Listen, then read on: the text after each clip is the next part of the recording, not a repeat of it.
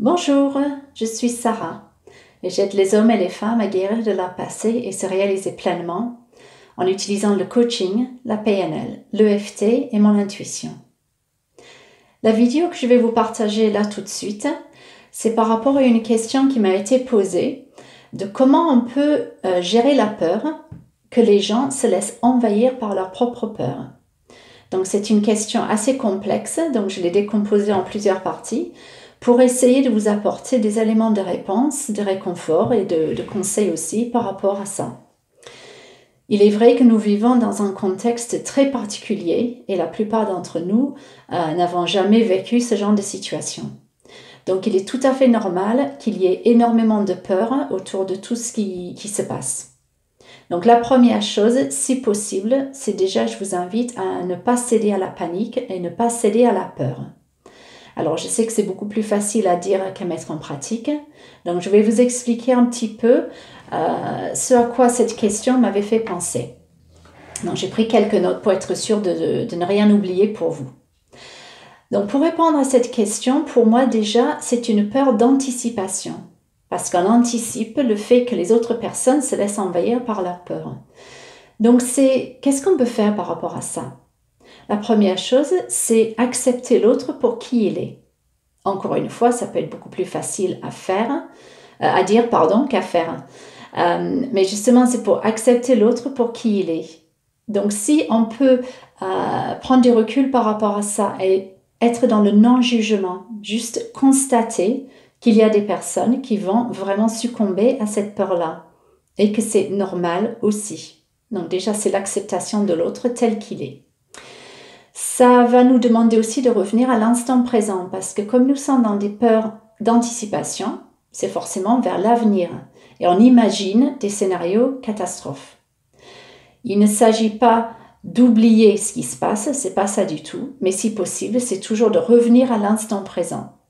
Et on peut le faire très simplement en se focalisant quelques minutes sur sa propre respiration. Ça nous ramène de suite à ce qui se passe tout de suite en nous et autour de nous. Donc revenir à l'instant présent, c'est très important aussi dans ces moments difficiles et quand il y a des peurs qui remontent. Ça m'a fait aussi penser à la prière de la sérénité qui nous aide en fait à identifier les choses que nous pouvons changer et les choses sur lesquelles nous n'avons aucun contrôle. Donc en fait, cette prière, c'est « Donne-moi le courage d'accepter ce que je ne peux pas changer, la force de changer ce que je peux et la sagesse d'en faire la différence. » Alors cette prière m'a accompagnée depuis que je suis toute petite parce que quand j'avais des moments de difficulté, déjà ma mère me l'a répété et puis c'est quelque chose que j'ai continué à me répéter aussi dans des moments difficiles, comme celui-là qu'on vit en ce moment. Donc c'est vraiment ça, c'est d'avoir le courage d'accepter toutes les personnes telles qu'elles sont sur lesquelles on ne peut rien faire, avoir la force de changer des choses que nous pouvons faire. Et ça m'amène justement à la deuxième étape pour moi, c'est prendre nos responsabilités.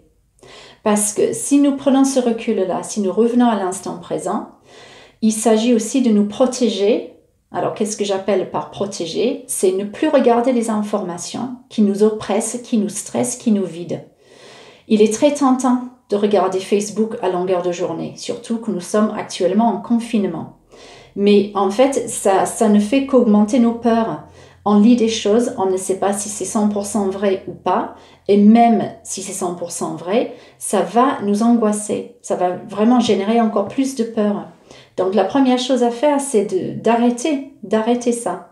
Si on a besoin d'avoir des informations, on va sur des sites officiels et on les lit et après, on revient à soi, on revient à sa propre respiration et on revient à l'instant présent. D'accord? Aussi, il s'agit de garder le contact pour moi avec les personnes positives. Surtout si vous êtes en confinement tout seul ou toute seule en ce moment, c'est très important de parler tous les jours à des personnes que vous aimez, qui vous aiment et qui sont positives, qui peuvent vous booster, qui peuvent vous encourager, qui peuvent vous écouter si vous avez des peurs. Donc n'hésitez absolument pas à contacter ces personnes. Je suis sûre que vous les connaissez, donc faites-le, n'attendez pas.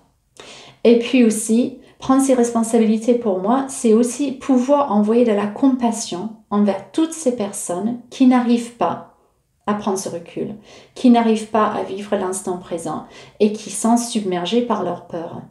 Si tout le monde se met à envoyer de la compassion et de l'amour à ces personnes-là, peut-être que ça peut changer beaucoup de choses aussi.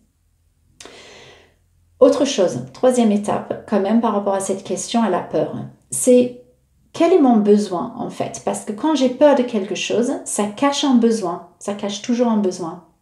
Donc, la personne qui m'a posé cette question-là, je te demande d'identifier, de revenir à ta peur et vraiment d'identifier de quoi tu as besoin en ce moment par rapport à ça. Et ça va t'aider aussi à cheminer, à avancer et sûrement à lâcher cette peur. La dernière chose que je voulais partager, en fait, c'est aussi que en ce moment, avec toutes ces peurs et toutes ces personnes qui n'arrivent pas à gérer ça, on peut être choqué par leur comportement. C'est tout à fait normal. Ça veut dire que en fait, nous arrivons à mieux gérer que d'autres. C'est juste ça.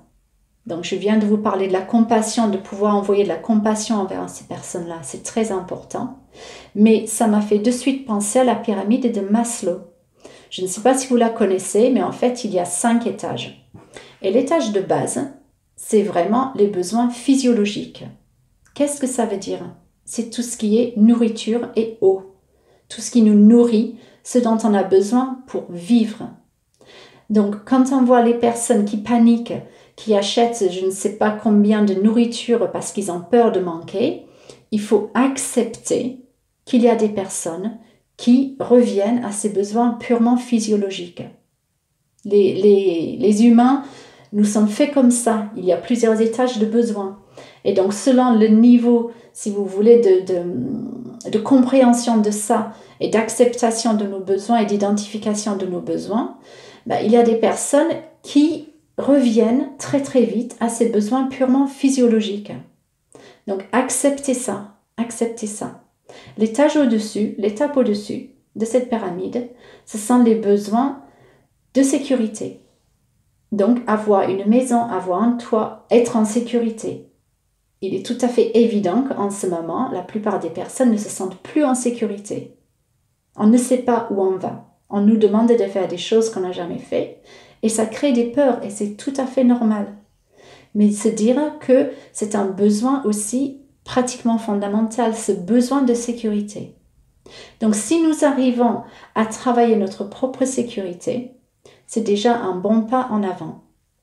Et par la suite, peut-être que nous pouvons aider d'autres personnes à être plus en sécurité, à se sentir en tout cas plus en sécurité. Et petit à petit, cette vague va vraiment changer les choses aussi.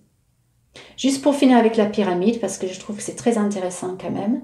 Donc, il y a les besoins physiologiques tout en bas, suivi des besoins de sécurité. Ensuite, au milieu, il y a ce besoin d'appartenance. Donc, c'est un besoin social. Nous sommes des êtres sociaux, j'espère qu'on peut dire ça. Nous avons besoin des uns et des autres. Et donc, nous dire de rester confinés pendant au moins 15 jours, ça peut aussi devenir très anxiogène parce que nous avons ce besoin fondamental d'être avec d'autres personnes et d'avoir le sentiment d'appartenir à un groupe.